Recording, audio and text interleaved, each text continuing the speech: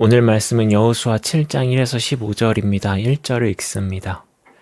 이스라엘 자손들이 온전히 바친 물건으로 말미암아 범죄하였으니 이는 유다 지파 세라의 증손 삼디의 손자 갈미의 아들 아간이 온전히 바친 물건을 가졌음이라 여호와께서 이스라엘 자손들에게 진노하시니라. 여호수아 6장에서 이스라엘은 여리고 전쟁에 승리합니다. 하나님이 알려주신 방법으로 여리고를 무혈입성하였습니다. 다만 하나님은 여리고에 있는 모든 것을 진멸하도록 하였습니다. 여호수아가 이끄는 이스라엘은 주님의 명령에 따랐고 여리고에서 살아남은 것은 정탐꾼을 숨겨주었던 라합의 가족 그리고 하나님께 바쳐질 은금과 동철 기구뿐이었습니다. 6장까지는 말입니다. 요단을 건너고 여리고를 무너뜨리고 지도자 여호수아와 이스라엘 백성의 가나안 입성은 순조로워 보였습니다.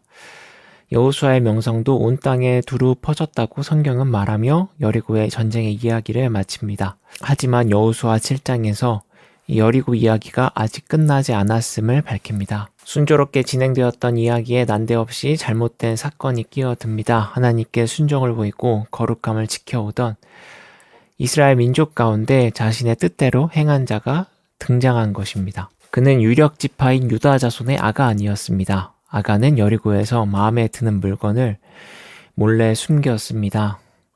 수많은 사람 중에 한 사람쯤 어긋난 행동을 보일 수 있습니다. 성경에서 공동체 구성원 모두가 진실되게 순종한 사례를 좀처럼 찾기 어렵습니다. 예수님의 12제자 가운데도 이 배신자가 등장한 사례를 보면 이 수많은 사람 중에 아간 같은 인물이 발생하는 것은 크게 놀랍지는 않습니다. 그런데 성경은 이 사건을 크게 부각시킵니다. 아간의 범죄로 이스라엘은 여리고 다음 전투인 아이성 전투에서 패배하고 맙니다. 한 사람의 범죄로 전쟁에서 패배했다는 것이 쉽게 이해되지 않는 부분입니다. 그리고 더욱이 하나님은 아간의 범죄를 즉각적으로 드러내지 않으시고 전쟁의 패배를 맛보게 한 후에 드러내게 했다는 것 역시 의문을 남깁니다. 아이성의 패배는 과연 아간 한 사람의 잘못 때문이었을까요? 본문을 자세하게 살펴보면 아이성 전투 실패가 단순히 아간의 욕심 때문만은 아니라는 것을 알 수 있습니다. 본문을 보면 여리고 전투를 통해 이스라엘은 큰 자신감을 얻었던 것으로 보입니다. 과거 모세가 살아생전 12지파 대표를 뽑아 가나안 땅에 정탐꾼을 보냈을 때 이 여호수아와 갈렙을 제외한 나머지 정탐꾼들이 가나안의 거주민은 강하고 성읍이 견고하여 차지할 수 없는 것이라고 이 절망적인 소식을 전한 바 있었습니다. 당시 정탐꾼의 말을 들었던 이스라엘 회중은 통곡하였습니다. 그 통곡하였던 사람들의 후손이 지금 전쟁에서 승리한 자들입니다. 분명 그때 자신의 부모 세대가 통곡하며 절망을 토로했는데 실제 싸워보니 너무나 쉽게 성읍을 함락시킨 것입니다. 또한 이전 세대가 두려워하던 가나안 거주민들이 오히려 이스라엘을 두려워하고 있는 광경을 목도하였습니다. 이스라엘의 사기는 하늘을 찌를 듯 높았을 것입니다. 하지만 자신감과 자만은 한 발 차이라고 했던가요?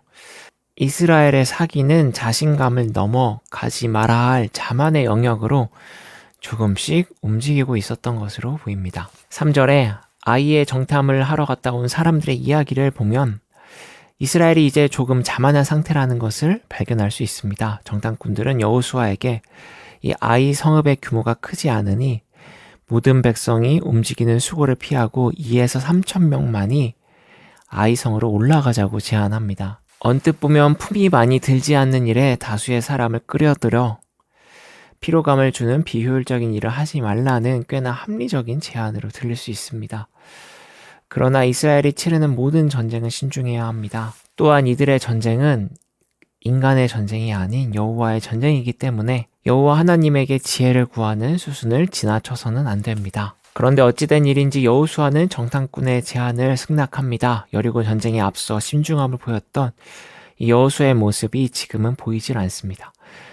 결국 이스라엘은 패배합니다. 아이의 수는 적었지만 그들은 지형의 유리함을 이용하여 이 아이를 쉬운 상대로 여겼던 이스라엘 군대를 보기 좋게 격파합니다.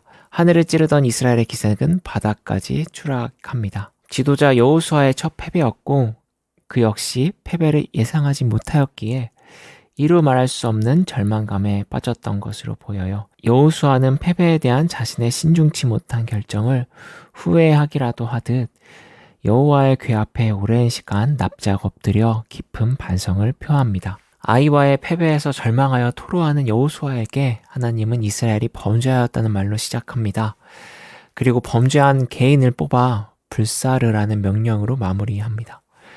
이처럼 7장에서 아이와의 전투 과정 그리고 여호수아의 토로에 대한 하나님의 대답을 살펴보았을 때 결국 전투의 패배는 전쟁의 주관자가 누구인지 잠시 잊고 있었던 이스라엘의 자만에서 비롯된 것임을 알 수 있습니다. 그 자만이 아간이라는 한 개인의 악행으로 발현된 것이죠. 말이 조금 이해하기 어려울 수 있는데요. 그러니까 공동체 구성원에게 조금씩 퍼져 있던 욕심과 자만이 쌓이고 쌓여 그 욕심과 자만의 에너지가 한 개인의 극단적인 악으로 분출되었다는 것입니다. 욕망을 추구하는 사회에서는 극단적으로 욕심을 부리며 사기 행각을 벌이는 사람이 계속적으로 등장할 수밖에 없는 이치입니다. 또 경쟁이 만연한 사회에서 치열한 경쟁에 이긴 후 승리의 위험을 드러내며 대중을 무시하고 자기 뜻과 다른 사람을 함부로 대하는 독재자 같은 인물이 등장하는 이치와도 같습니다. 아이의 패배는 아간 한 사람의 잘못이 아니라 이스라엘 전체의 잘못입니다. 이스라엘 잘못의 총량이 아간이라는 한 개인의 행동으로 드러난 것이라 할 수 있습니다. 이러한 상황에서 공동체가 취할 수 있는 태도는 두 가지입니다. 첫 번째는 악인을 징계하여 정의를 바로 세우는 일보다 악인을 잉태시킨 개인의 그릇된 마음을 회개시키는데 집중하는 것입니다. 두 번째는 범죄를 징계함으로 각 개인의 경각심을 일깨우는 것입니다. 한국 교회는 보통 첫 번째 태도를 취하곤 했습니다. 사회적으로 중범죄를 저지른 유력 인사를 평가함에 있어 잘못을 행한 교회 중직자를 징계함에 있어 결국 우리 모두의 죄악된 마음이 악을 잉태시켰다며 회개의 기도를 드리는 데 집중하였습니다. 그리고 죄 없는 자가 돌로 칠하는 식의 태도로 징계보단 용서를 택하였습니다. 틀렸다 할 수 없습니다. 우리의 신앙은 회개와 용서가 큰 자리를 차지하고 있기 때문입니다. 하지만 이 태도에는 큰 함정이 있습니다. 먼저는 용서받은 사람들은 힘 있는 자들이라는 사실이고 또한 나 역시 그런 상황이 되었을 때 눈 감아 달라는 암묵적인 바람이 작용한다는 것입니다. 반면 오늘 본문에서는 악인을 처단하도록 합니다. 그 악인이 유력 가문이건 아니건 그건 중요치 않습니다. 정의는 바로 잡아야 합니다. 정의를 바로 잡아 나 역시 악인이 될 수 있음을 자각하고 내가 악인이 되더라도 징계에서 자유로울 수 없다는 이 두려운 마음을 기억해야 합니다.